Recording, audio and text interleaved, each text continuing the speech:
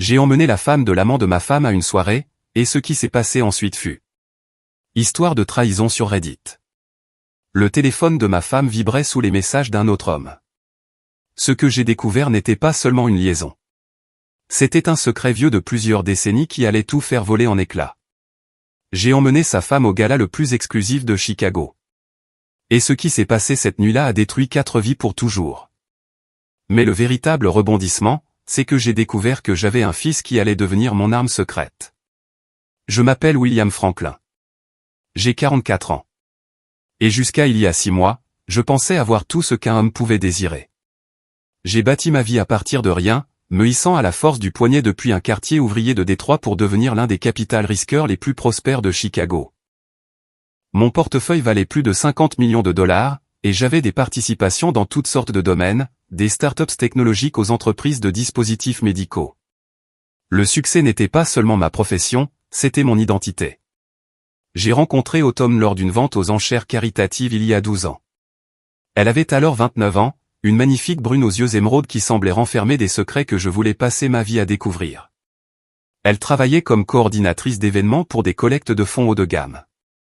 Le genre de femme capable de mettre des millionnaires à l'aise tout en les convainquant d'ouvrir leur portefeuille pour de nobles causes. Quand elle a ri à mes blagues ce soir-là, j'ai su que j'étais conquis. Notre mariage a fait la une du Chicago Magazine. Autumn ressemblait à une princesse dans sa robe Vera Wang sur mesure, et je me sentais l'homme le plus chanceux du monde en descendant l'allée de l'historique Palmer House Hotel. Nous avons passé notre lune de miel en Toscane, 2 semaines à boire du vin et à planifier notre avenir. Elle voulait lancer sa propre entreprise d'organisation d'événements, et j'étais plus qu'heureux de financer ses rêves. Pendant 11 ans, tout a semblé parfait. Nous vivions dans un manoir victorien restauré à Lincoln Park, le genre d'endroit qui rendait les autres couples à succès envieux. L'entreprise d'Autumn prospérait, organisant des mariages et des événements d'entreprise pour l'élite de Chicago. Nous voyagions en Europe 2 fois par an, possédions un chalet à Aspen et organisions des dîners qui faisaient parler tout notre cercle social. Mais la perfection, ai-je appris, n'est qu'un autre mot pour l'illusion. Le premier signe que quelque chose n'allait pas est apparu au printemps dernier. Autumn a commencé à travailler plus tard, à prendre des appels dans d'autres pièces, à sourire à son téléphone d'une manière qui me nouait l'estomac. Quand je lui posais des questions, elle balayait mes inquiétudes d'un revers de la main avec des explications sur des clients exigeants et des fournisseurs difficiles. Je voulais la croire, car l'alternative était impensable. Puis sont venus les changements dans sa routine, de nouveaux cours de sport nécessitant des tenues spéciales, un intérêt soudain pour de la lingerie que je ne la voyais jamais porter, des conférences de week-end qui semblaient se multiplier comme des petits pains. Chaque explication était parfaitement raisonnable en soi, mais ensemble, elles formaient un schéma que je refusais de reconnaître. La nuit où j'ai découvert la vérité, j'étais censé être à San Francisco pour conclure un accord avec une start-up de biotechnologie, mais la réunion a été reportée au lundi. J'ai donc pris un vol plus tôt pour rentrer, prévoyant de surprendre ma femme avec un dîner dans son restaurant préféré. Au lieu de cela, j'ai trouvé son téléphone vibrant sur le comptoir de la cuisine pendant qu'elle était sous la douche. Theodore Thornfield. Le nom sur l'écran a glacé mon sang. Theodore Thornfield n'était pas n'importe qui. Il était le PDG de Meridian Holdings, une société de développement immobilier dans laquelle j'avais envisagé d'investir 2 ans auparavant. Grand, les cheveux argentés, avec cette assurance qui le rendait populaire lors des événements du country club. Il était également marié à Megan, une femme que j'avais rencontrée plusieurs fois lors de fonctions caritatives. Un mariage réussi, ou du moins en apparence. J'ai fixé ce téléphone comme s'il s'agissait d'une arme chargée. 3 appels manqués au cours de la dernière heure. Mes mains tremblaient en le prenant, sachant que j'étais sur le point de franchir une ligne de non-retour. L'aperçu du message était visible sans même déverrouiller l'écran. J'ai hâte d'être à ce soir. Chambre 412 du Renaissance. Comme d'habitude. L'eau coulait toujours à l'étage. Autumn n'avait aucune idée que j'étais à la maison. Aucune idée que son monde soigneusement construit était sur le point d'imploser. J'aurais pu la confronter sur le champ. J'aurais pu monter et exiger des réponses. Mais quelque chose de froid et de calculateur s'installa dans ma poitrine à la place. J'avais bâti ma fortune en rassemblant des informations avant d'agir. Et cette situation ne serait pas différente. J'ai reposé le téléphone exactement où je l'avais trouvé et me suis dirigé silencieusement vers mon bureau. Mes mains étaient stables maintenant, la mémoire musculaire prenant le relais alors que j'ouvrais mon ordinateur portable et commençais à passer des appels. Le premier fut pour le détective Raymond Cole, un enquêteur privé que j'avais utilisé pour des vérifications préalables sur des investissements potentiels, un ancien détective de la police de Chicago spécialisé dans l'espionnage d'entreprises et, si nécessaire, les enquêtes conjugales. William Franklin à l'appareil. J'ai besoin que vous enquêtiez sur quelque chose pour moi, et je veux que ce soit fait discrètement, dis-je quand Cole répondit. Quelle est la situation, demanda Cole, sa voix professionnelle et directe. J'ai besoin d'une surveillance sur ma femme. Le package complet. Où elle va, qui elle rencontre, depuis combien de temps ça dure. Il y eut une pause. Cole avait fait des vérifications d'antécédents sur plusieurs de mes partenaires commerciaux au fil des ans, mais c'était un tout autre domaine. Êtes-vous sûr de ça, William? Une fois que nous nous engageons sur cette voie. J'en suis sûr, l'interrompis-je. En combien de temps pouvez-vous commencer? Ce soir, si vous en avez besoin. J'aurai quelqu'un à l'hôtel Renaissance d'ici 1 heure. L'eau cessa de couler à l'étage. J'entendais Autumn bouger dans notre chambre, s'habillant probablement pour sa soirée avec Théodore. Mon estomac se tordait d'un mélange de rage et d'incrédulité. 11 ans de mariage, et elle jetait tout ça pourquoi? De l'excitation, la validation d'un autre homme. Faites-le, dis-je à Cole. Et Raymond, je veux tout. Photos, vidéos, relevés financiers, journaux de communication. Si elle a planifié ça dans mon dos, je veux savoir jusqu'où ça va. Je raccrochai et m'adossai à mon fauteuil en cuir, fixant la photo de famille sur mon bureau. Autumn et moi à notre 5e anniversaire de mariage. Ses bras enroulés autour de mon cou. Tous les deux riant de quelque chose que quelqu'un avait dit. Nous avions l'air heureux. Bon sang, je pensais que nous étions heureux. Des pas dans l'escalier interrompirent mes pensées. Je fermai rapidement l'ordinateur portable et pris un livre sur l'étagère, me réinstallant dans mon fauteuil juste au moment où Autumn n'apparut dans l'encadrement de la porte.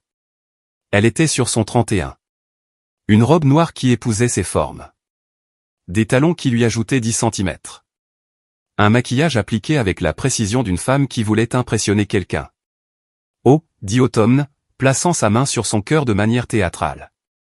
Tu m'as fait peur. Je te croyais à San Francisco. La réunion a été reportée à lundi, répondis-je, gardant ma voix décontractée. Tu es magnifique. Une occasion spéciale? Le sourire d'Autumn vacilla un instant, mais elle se reprit rapidement. Une réunion avec un client. Tu sais à quel point Madame Patterson peut être exigeante pour le mariage de sa fille. Je hochai la tête, jouant le jeu de son mensonge. Bien sûr. Eh bien, ne te retiens pas pour moi. Je vais probablement me coucher tôt de toute façon. Elle m'embrassa sur la jouée, pendant une fraction de seconde, je sentis une bouffée de parfum de luxe qui n'était certainement pas le mien. Ne m'attends pas, chérie. Ça risque de finir tard. Après son départ, je suis resté assis dans mon bureau pendant un long moment, à ne rien regarder. La maison semblait différente maintenant, comme une scène de théâtre où j'avais joué un rôle sans le savoir. Chaque repas partagé, chaque conversation, chaque moment intime. Quelle part de tout cela avait été réelle? Mon téléphone vibra avec un SMS du détective Cole. Cible acquise. Hôtel Renaissance, comme vous l'aviez dit. Nous sommes en position. Je me suis versé 3 doigts de bourbon et j'ai essayé de me concentrer sur mes emails professionnels, mais les mots se brouillaient. Vers minuit, un autre SMS est arrivé.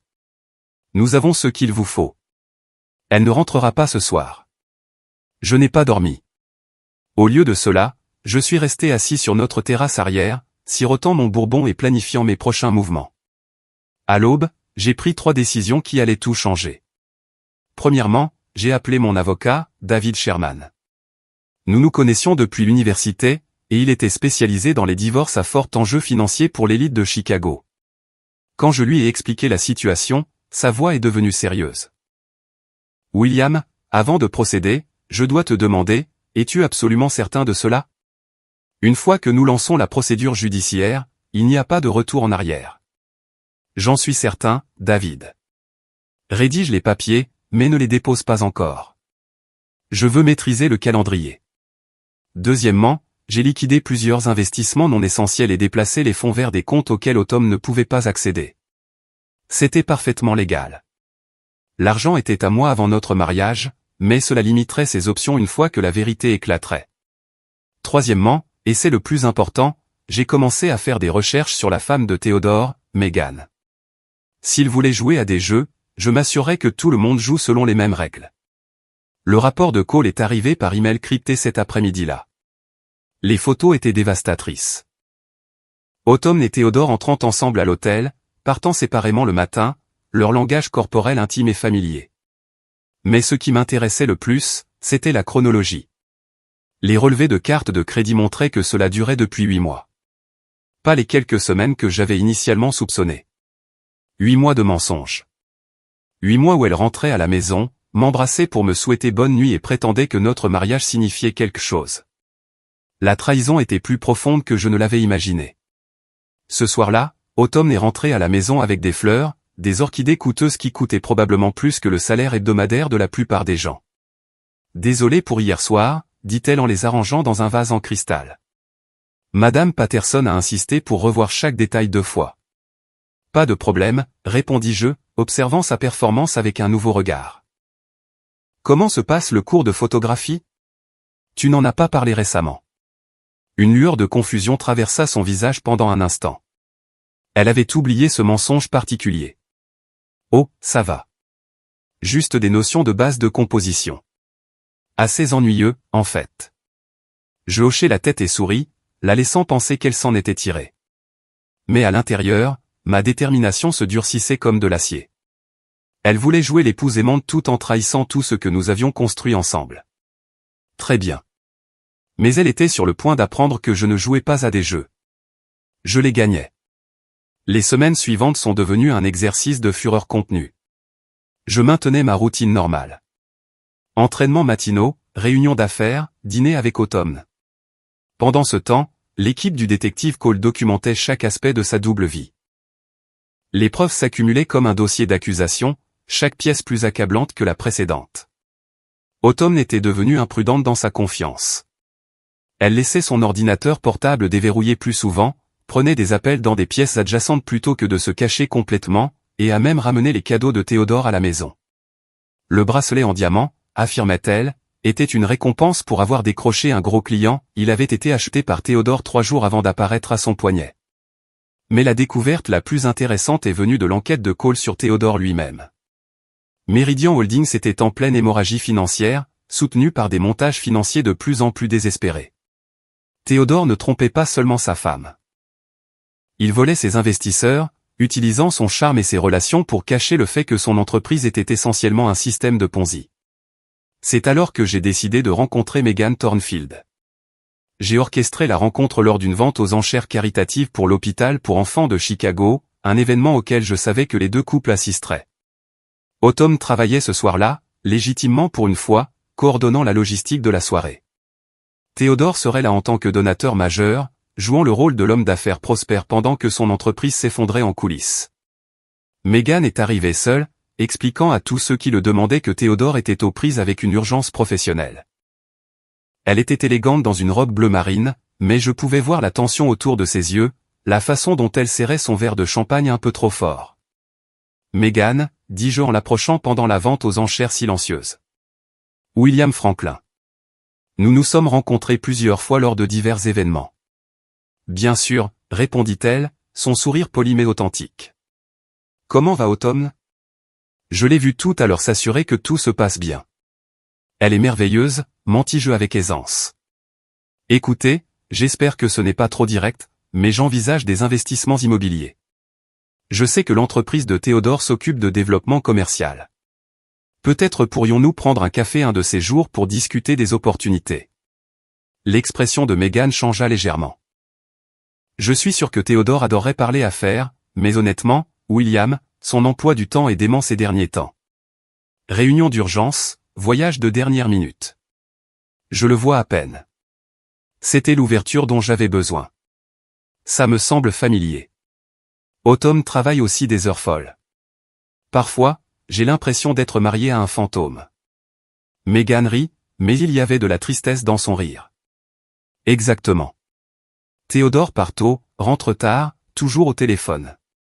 Je commence à me demander si le succès en vaut la peine quand il vous coûte votre mariage. Nous avons parlé pendant encore 20 minutes. Deux époux se lamentant sur leurs partenaires absents. Mais sous la conversation de surface, je l'étudiais, cherchant le moindre signe qu'elle soupçonnait la vérité. Ce que j'ai trouvé était pire qu'un soupçon. J'ai trouvé une femme qui avait été manipulée pour lui faire croire que la distance de son mari était due à la pression du travail, et non à l'infidélité. À la fin de la soirée, j'avais planté les graines du doute et m'étais établi comme une oreille compatissante. Plus important encore, j'avais confirmé que Meghan était innocente dans tout cela, une autre victime de la tromperie de Théodore. En retournant à ma voiture, j'ai senti le poids de ce qui allait arriver. Bientôt, 4 vies seraient détruites, mais seules 2 personnes le méritaient. La partie la plus difficile de la justice, j'étais en train de l'apprendre, était d'accepter que des innocents se retrouvent parfois pris entre deux feux. Mais Théodore et Autumn n'avaient fait leur choix. Maintenant, ils allaient en subir les conséquences. 3 semaines après le début de mon enquête, le détective Cole m'a apporté une nouvelle qui m'a complètement pris au dépourvu. Nous nous rencontrions dans un dîner du centre-ville, à l'abri des regards indiscrets, quand il a fait glisser un dossier en manille sur la table en formica rayée. « William, il y a autre chose que vous devez savoir. Ce n'est pas directement lié à la liaison de votre femme, mais ça pourrait compliquer les choses. » J'ai ouvert le dossier et j'ai senti le monde basculer.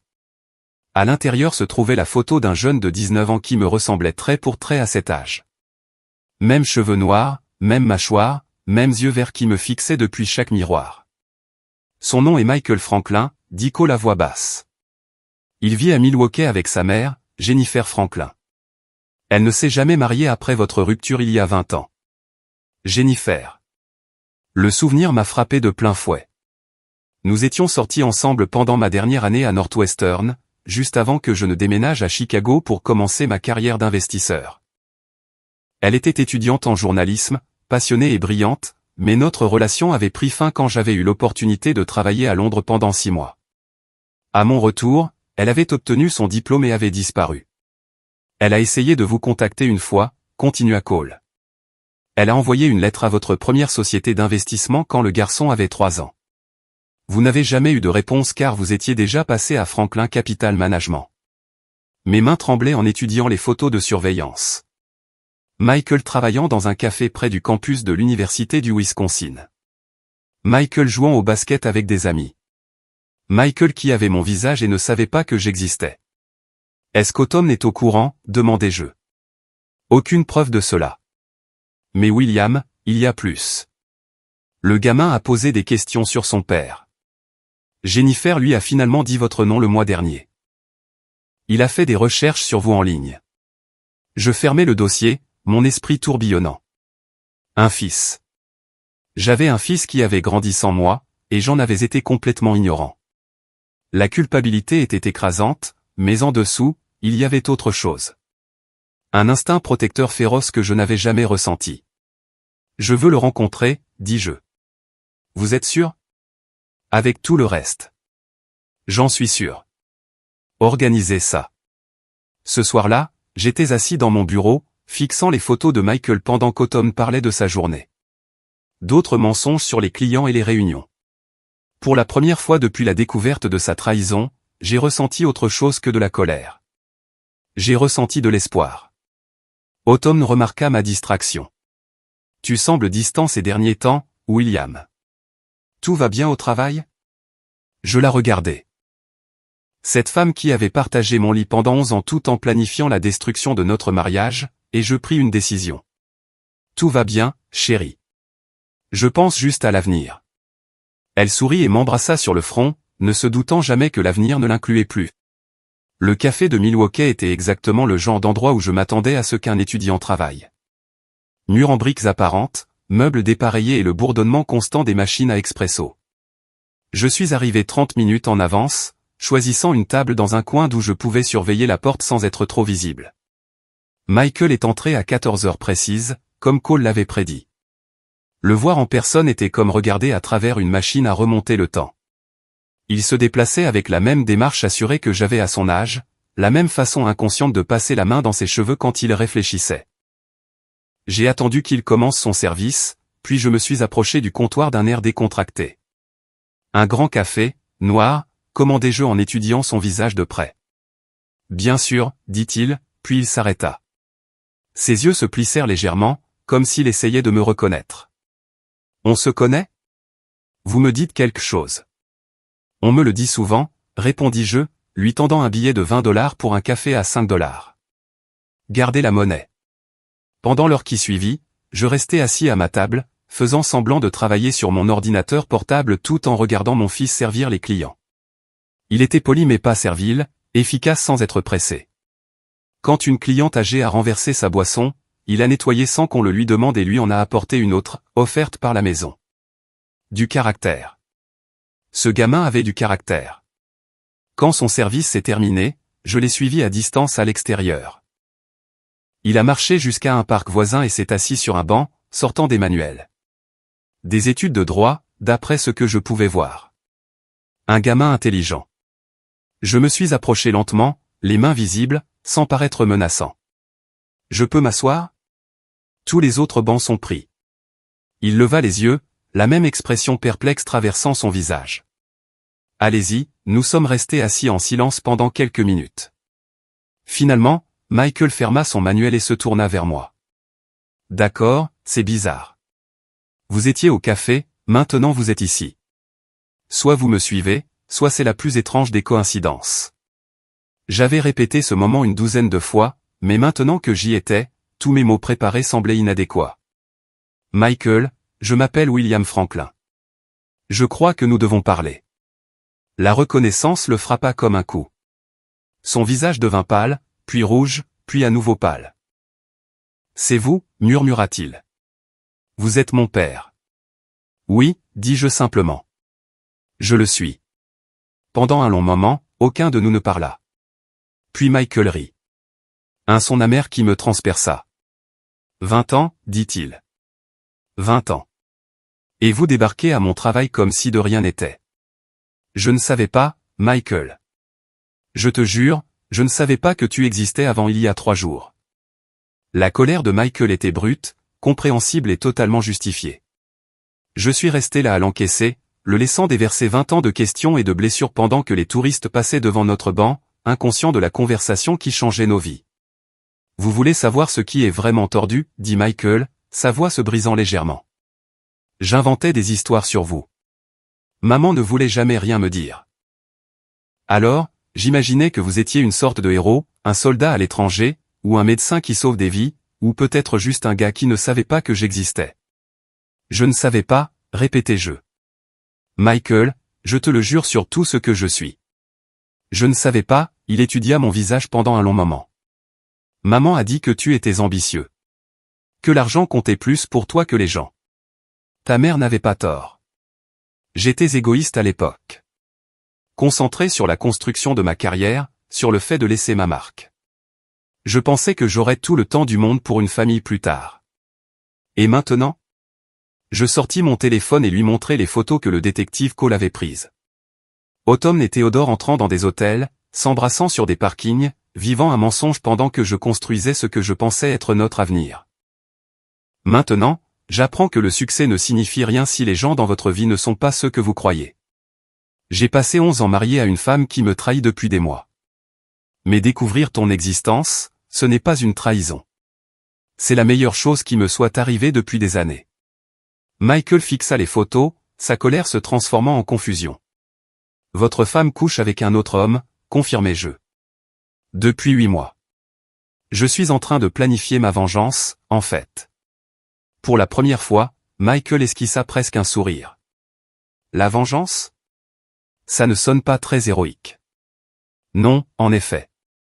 Mais parfois, être un homme, c'est faire des choix difficiles. Parfois, cela signifie montrer aux gens que les actions ont des conséquences. Nous avons parlé pendant encore 2 heures.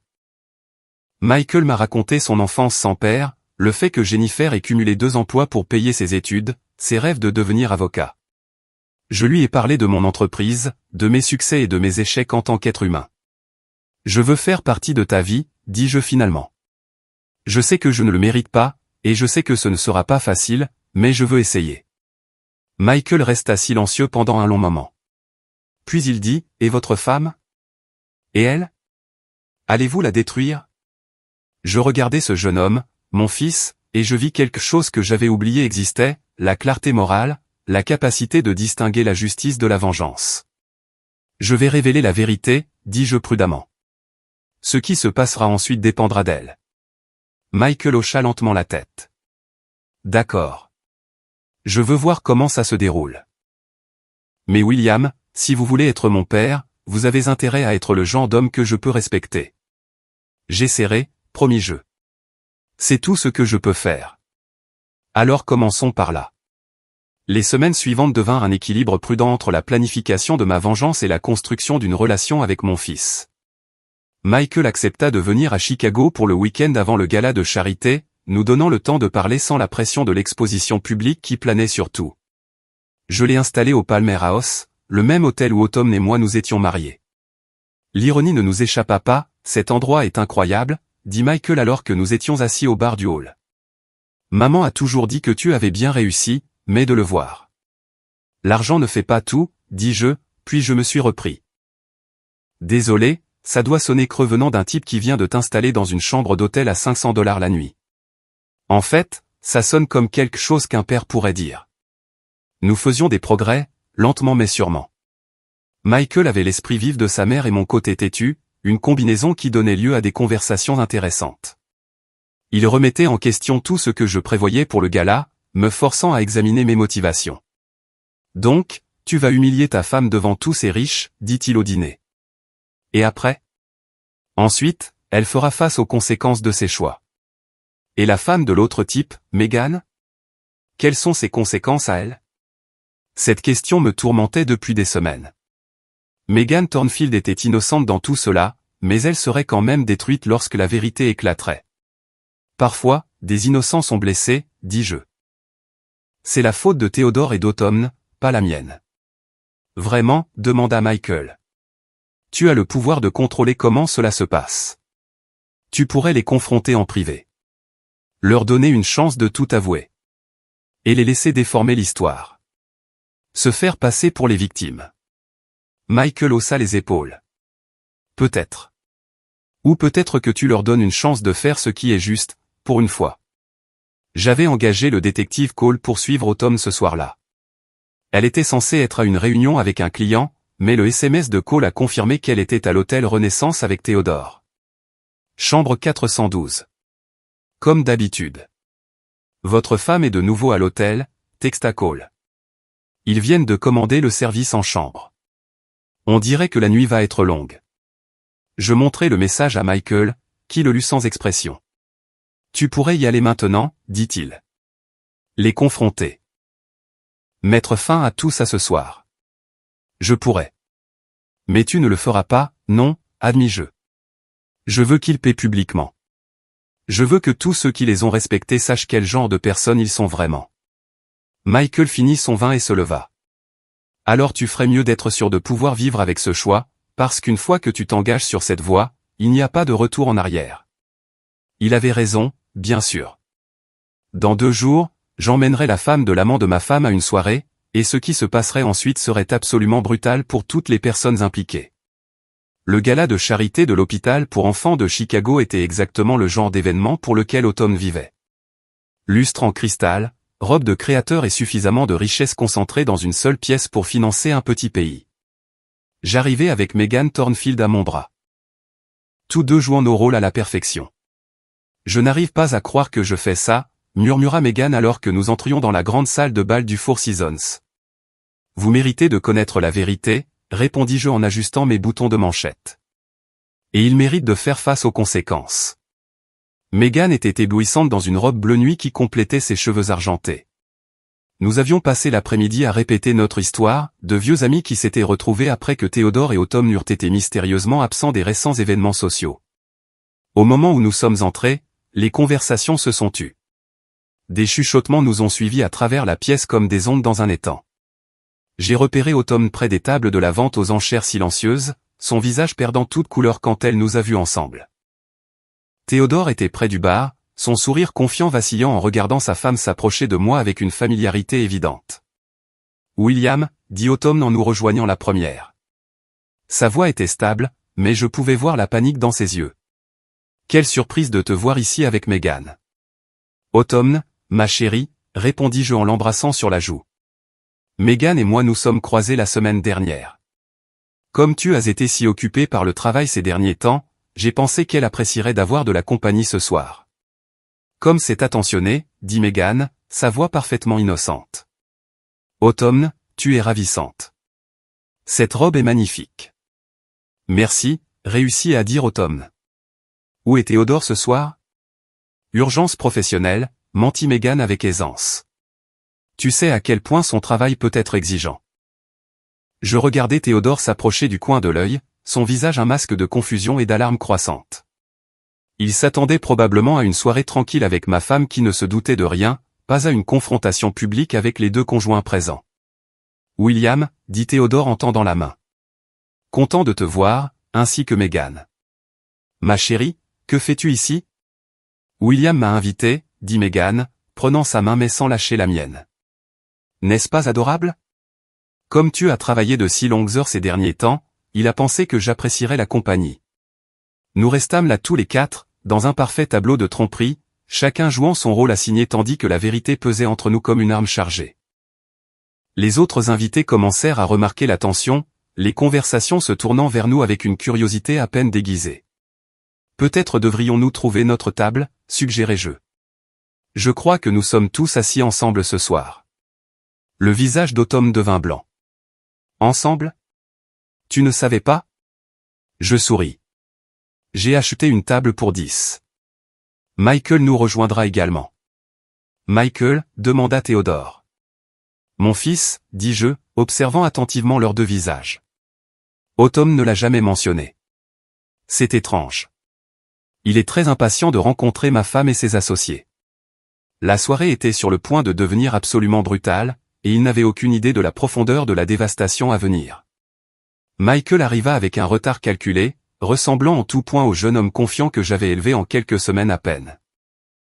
Il portait un smoking parfaitement taillé et se déplaçait avec l'autorité tranquille de quelqu'un qui appartenait à ces cercles. « Papa » dit-il en m'étreignant chaleureusement avant de se tourner vers la table. « Vous devez être Automne. J'ai tellement entendu parler de vous. » Le sourire d'Automne était figé. « Michael, quelle charmante surprise. William n'a jamais mentionné qu'il avait un fils. » 20 ans de surprise, répondit Michael d'un ton pointu. Mais nous rattrapons le temps perdu maintenant. Le dîner se déroula avec une politesse atroce. Chaque plat accompagné de conversations de plus en plus tendues. Théodore n'arrêtait pas de regarder son téléphone, espérant probablement une urgence professionnelle qui lui donnerait une excuse pour partir. Automne toucha à peine à sa nourriture, ses yeux allant de Michael à moi comme si elle essayait de résoudre une énigme impossible. Puis vint le dessert, et avec lui, mon moment. Je me levai, tapotant mon verre de champagne avec une cuillère en argent. Le son se propagea dans la salle de bal, attirant l'attention des 300 invités. Mesdames et messieurs, si je pouvais avoir votre attention un instant, dis-je, ma voix portant clairement à travers le système de sonorisation de la salle. J'aimerais porter un toast. La main d'Automne serra sa serviette si fort que ses jointures blanchirent. Théodore se leva à moitié de sa chaise, puis se rassit en réalisant qu'il n'y avait nulle part où fuir. À la vérité, commençai-je, sortant mon téléphone et le connectant au système de projection de la salle. À la loyauté, et aux conséquences de la trahison. La première photo apparut sur l'écran géant derrière moi. Automne et Théodore entrant à l'hôtel Renaissance. Des halètements parcoururent la foule. La seconde les montrait s'embrassant passionnément dans le parking. La troisième les capturait dans le bureau de Théodore, sa robe en désordre, ses mains là où elle n'avait rien à faire.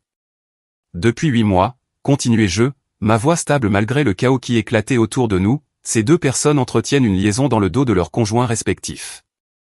Ils ont menti, triché et volé un temps précieux aux personnes qui leur faisaient le plus confiance. Automne pleurait maintenant, le mascara coulant sur ses joues. Théodore avait l'air d'être sur le point de vomir. Autour de nous, l'élite sociale de Chicago regardait, fascinée et horrifiée, deux des leurs êtres détruits publiquement. Theodore Thornfield a également détourné des fonds de ses investisseurs, annonçai-je, affichant des documents financiers à l'écran. Meridian Holdings est en faillite, soutenu par des prêts illégaux et des dettes cachées. Pendant qu'il jouait le rôle de l'homme d'affaires prospère, il volait tous ceux qui lui faisaient confiance. des agents de sécurité apparurent sur les bords de la salle. Non pas la sécurité de l'hôtel, mais des agents fédéraux. Le détective Cole avait tout coordonné à la perfection. Megan se leva à côté de moi, sa voix claire et forte. « Je demande le divorce », annonça-t-elle. « Et je porte plainte pour vol, fraude et détresse émotionnelle. » Moi aussi, ajoutai-je en regardant Tom droit dans les yeux. Notre mariage est terminé. Les papiers seront signifiés demain matin. Théodore essaya de se lever, d'essayer de dire quelque chose, mais Michael était là, lui barrant le chemin. Mon fils le regarda droit dans les yeux et dit, « Asseyez-vous. Faites face à ce que vous avez fait comme un homme. » Les agents fédéraux s'avancèrent alors, les menottes brillant sous les lustres. Théodore Thornfield fut emmené devant 300 témoins, son empire s'effondrant à chaque pas. Tom me regarda avec des larmes et du désespoir. « William, s'il te plaît. Nous pouvons arranger ça. » « Non, dis-je doucement. Nous ne pouvons pas. Mais peut-être que tu peux apprendre à être une meilleure personne. Pour ton bien, j'espère que tu y parviendras. 6 mois plus tard, je me trouvais dans le même hôtel, mais cette fois pour la fête de remise des diplômes de droit de Michael. Il avait été transféré à Northwestern pour être plus proche de moi, et nous avions passé chaque week-end à construire la relation que nous aurions dû avoir depuis le début. Autumn travaillait comme coordinatrice d'événements dans un hôtel de Milwaukee, repartant de zéro. Théodore purgeait une peine de 15 ans dans une prison fédérale pour fraude et détournement de fonds. Megan avait déménagé à San Francisco et commencé une nouvelle vie avec l'argent de l'accord. Des regrets ? Demanda Michael en ajustant sa nouvelle bague de la faculté de droit. Je regardais autour de moi la famille que j'avais trouvée, la justice que j'avais rendue, la vérité que j'avais finalement dite. Aucun, dis-je. Parfois, être un homme, c'est faire des choix difficiles. Parfois, cela signifie montrer aux gens que les actions ont des conséquences. Et parfois, ajouta Michael avec un sourire, cela signifie savoir quand s'arrêter et commencer à construire quelque chose de mieux. Il avait raison. Comme d'habitude. La vengeance était terminée. Venait maintenant la tâche la plus difficile, être le père que j'aurais dû être depuis le début.